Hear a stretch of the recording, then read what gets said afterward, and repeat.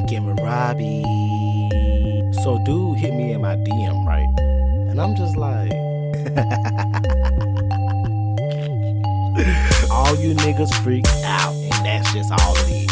First off, girl, fuck him. And you are now listening to Linkin with Robbie.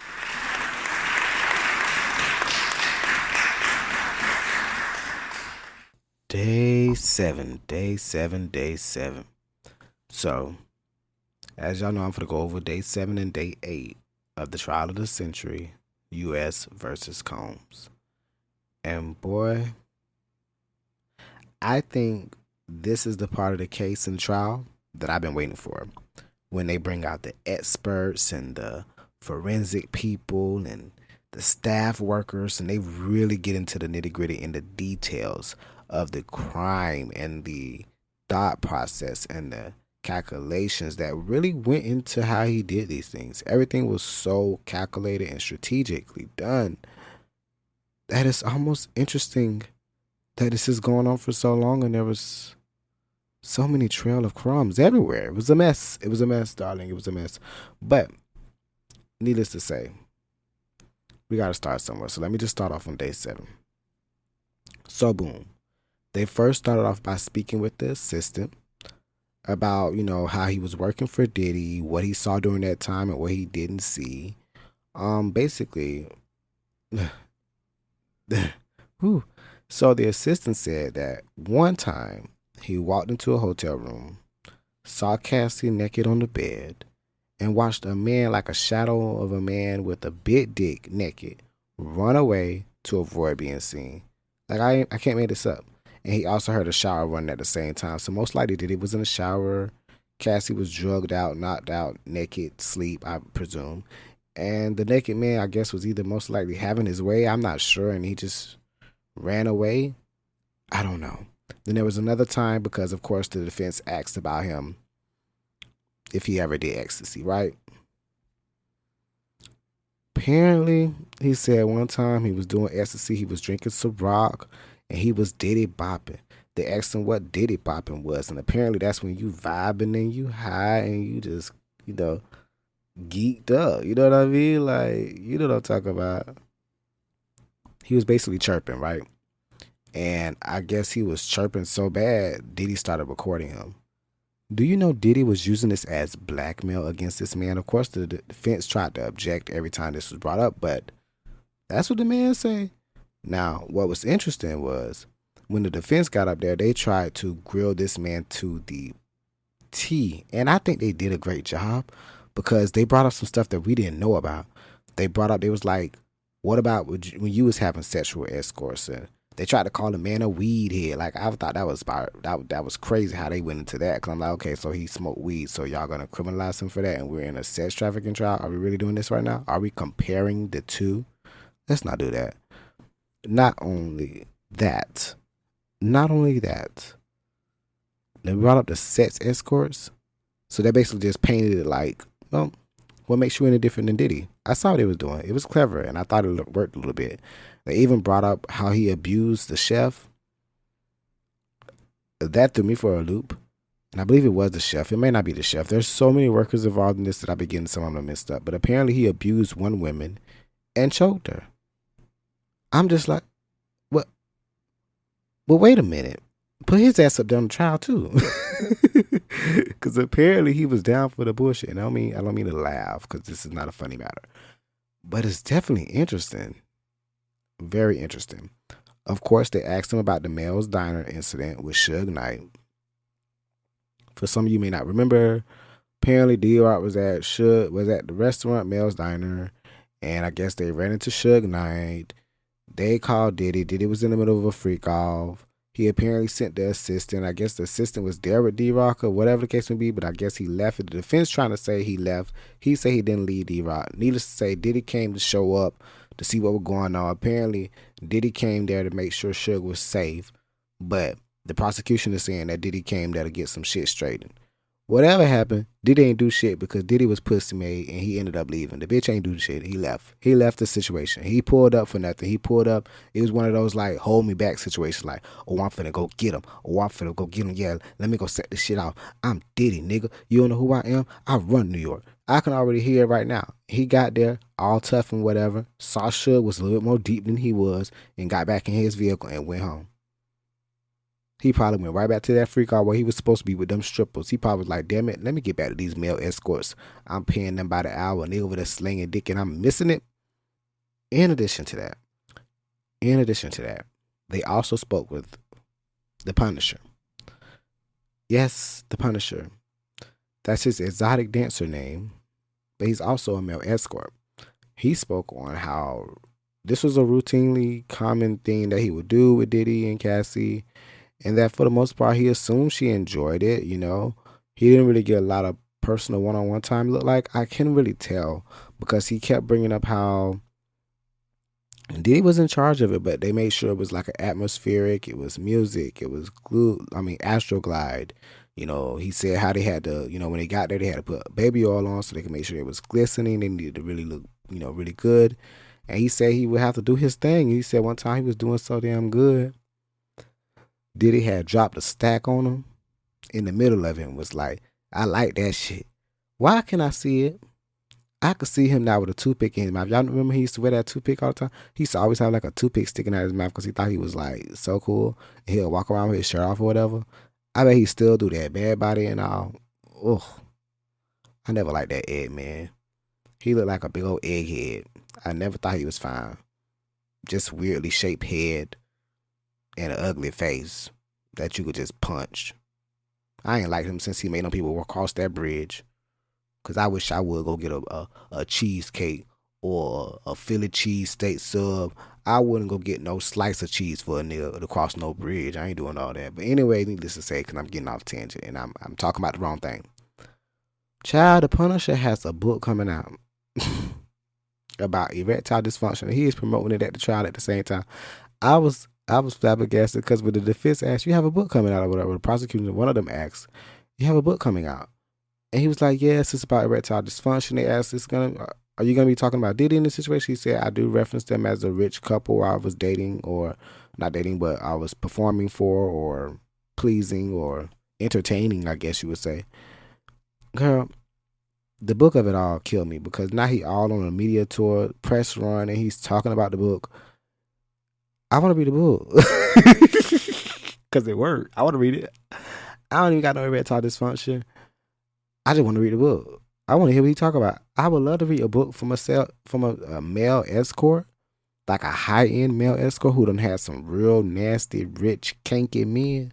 I would love to read one of those books.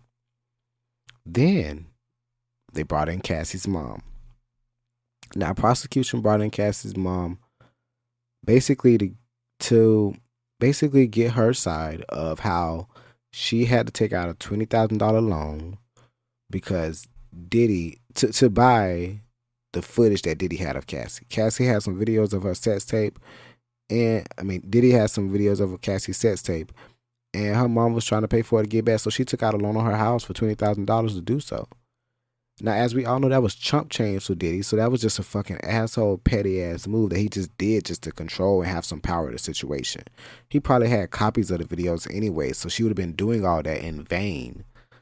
He did it as some mean, petty, sadistic tactic. He's so like distasteful and disgusting. Like I said, I never liked his ass. So that was mostly day 7, right? So then we whip around to day 8.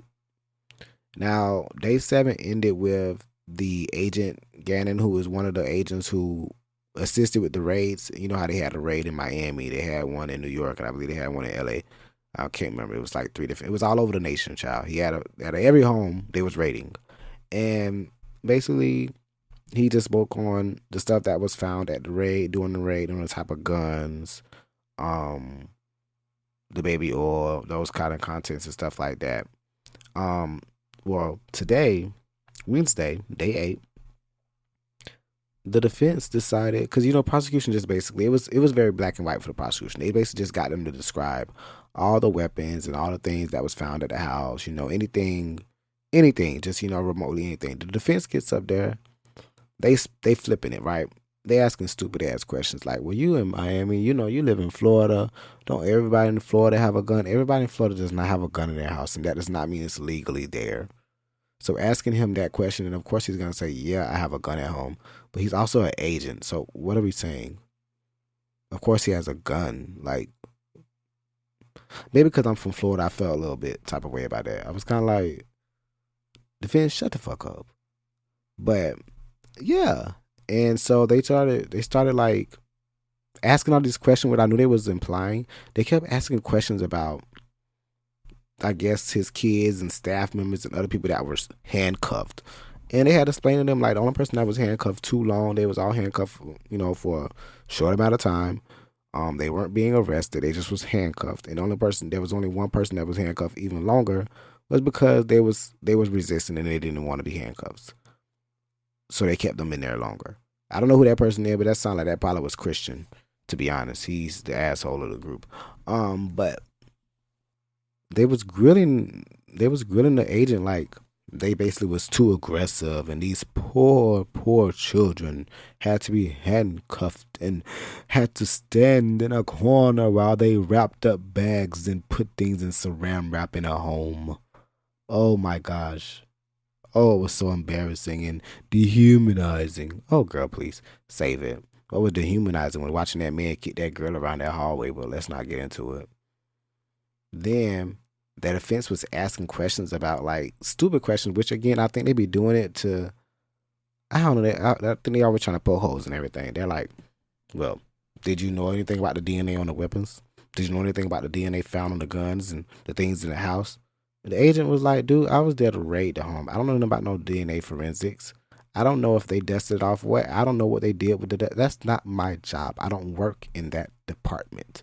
I was here to make sure this raid went through smoothly with no hiccups and no danger, no violence, no anything, no drama, no commotion.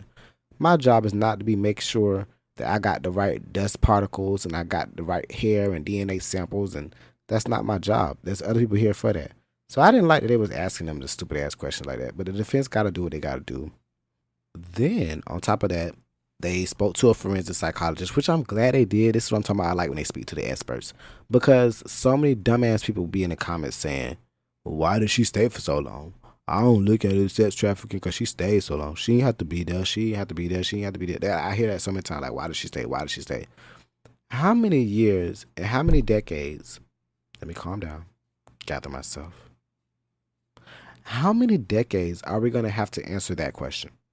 Do you know how people ask questions like that? Why did she stay?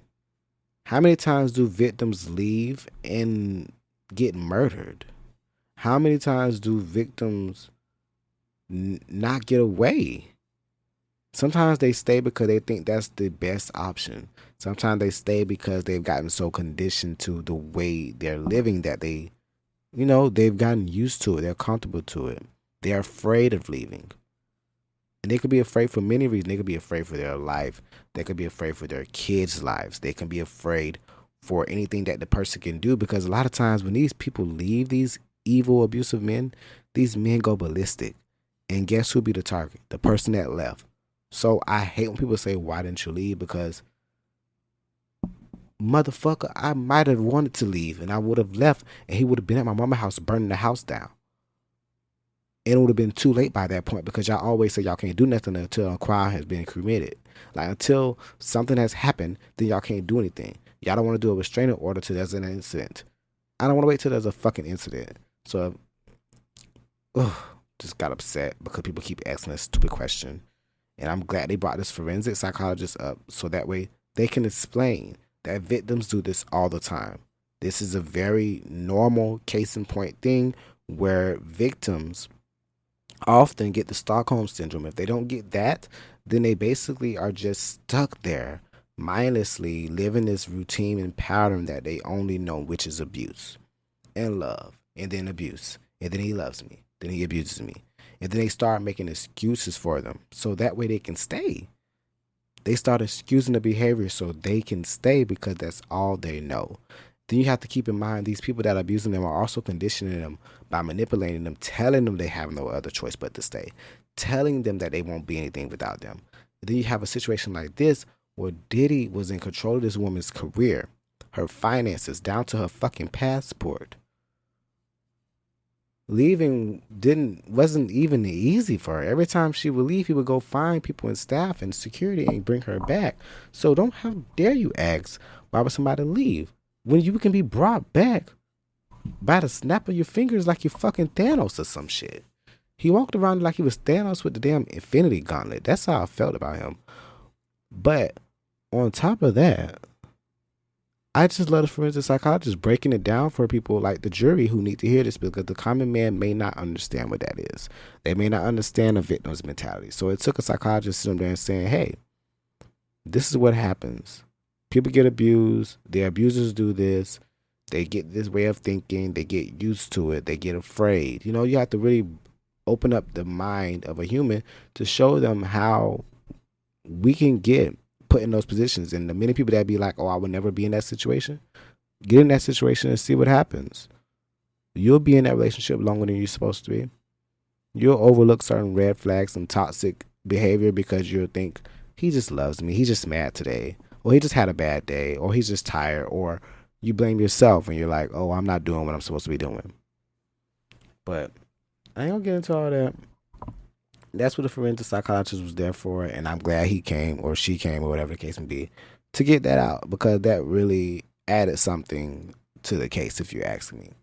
And then on top of that, then out of nowhere, a bomb drops where George Kaplan is asking for immunity because he wanted to plead the fifth because he didn't want to say anything that's going to incriminate himself. Now, George Kaplan was an assistant for Diddy, so he afraid anything he say or speak on is going to incriminate himself. So they granted him the immunity. A lot was going on for me in that moment. They granted him for immunity, and then they brought him out to testify and, you know, give a witness, you know, for him to be on the stand. Now, mind you, they didn't do the whole, like, witness thing. They're going to most likely cross-examine and redirect tomorrow. But they spoke on how George would get drugs for him, like ketamine and Molly or ecstasy. He would get drugs for Diddy. How he would clean the rooms and he would purchase the items like Astroglide and the Percocets or anything like that. He would get all those things, set up the room, make sure it's stocked up correctly. When it's over, make sure he cleans up everything because he had to keep Diddy's image clean. Like, I'm so ready to wait till tomorrow because I know it's gonna be more information. There's only gonna be but more information given about him, because the fact that he wanted immunity let me know he done seen some shit. And we just not getting to the we haven't even gotten to the bottom of it. We're just on the surface. There's so much left, and I'm so ready for George Kaplan to get up there and spill all the damn tea. Let it all out. Let it out, George. Tell us every motherfucking thing that nigga was up there doing. I want to hear about it. And the public do too.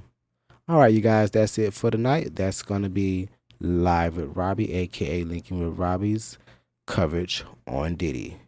Or shall I say US versus Combs. Signing off.